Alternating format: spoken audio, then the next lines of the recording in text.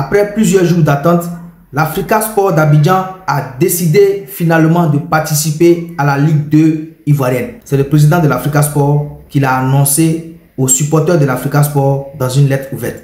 Les amis, on regarde cette vidéo attentivement jusqu'à la fin pour comprendre. On parlait de cette affaire, on l'a expliqué justement, ce qu'on a redit aujourd'hui, c'est que l'Africa encourait une rétrogradation en 3e division et ça aurait été encore plus compliqué, d'où la décision d'accepter la relégation de l'Africa en 2e division, j'ai envie de dire.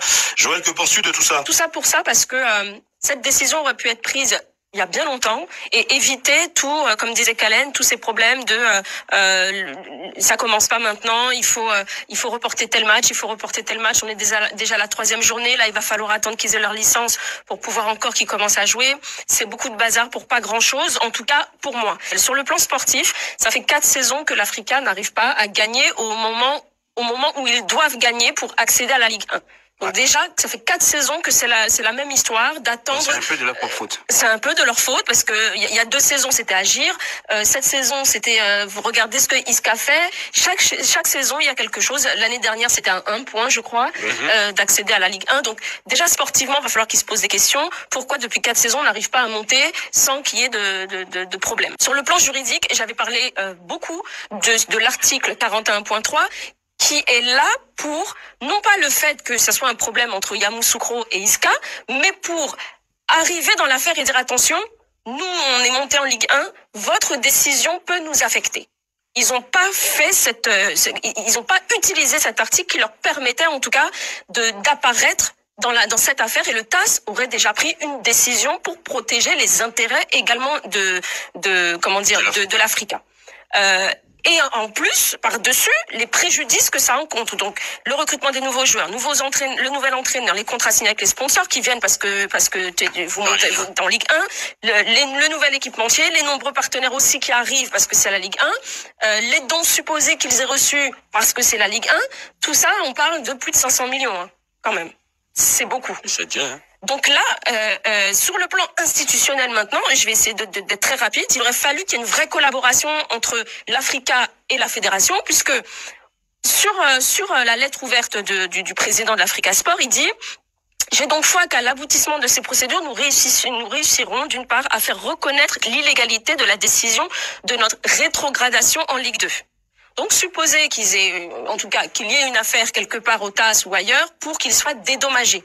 Mais vous savez le nombre de débours que ça... Alors, un débour, pour ceux qui savent pas, c'est l'argent avancé pour quelque chose. Donc, c'est l'argent avancé pour la Ligue 1, on est en Ligue 1. Ça veut dire que s'il gagne, la fédération va devoir rembourser les débours. Et ça crée encore une sorte de pagaille parce que la FIF suit ses textes.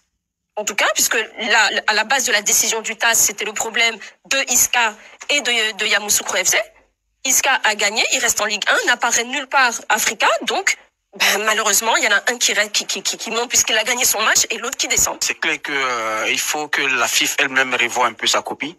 Parce qu'au-delà de cette affaire Isca, FIF dirait Africa bientôt, ça démontre que oui, au plan sportif, on a les résultats parce qu'on a la CAN, on a des équipes ivoiriennes qui arrivent quand même à sortir la tête dans les compétitions africaines et tout ça. Mais au plan juridico-administratif, il y a quelque chose à faire. Et je pense que le président doit revoir son équipe et toutes ses composantes. On a des problèmes aujourd'hui, je dirais, d'institutions, sinon de commissions. Ce n'est pas lui le président qui en faute en tant que tel, mais c'est lui qui a choisi ses hommes. Le fait est que, je le répète et je le dis, l'Isca gagne son procès parce que, oui, ici, en interne, on a dit que l'arbitre avait fait une faute technique d'arbitrage qui était fausse. Cette décision était déjà fausse. Ce qui fait que l'Isca, en partant au TAS, avait déjà une avance sur la fédération et a gagné son procès.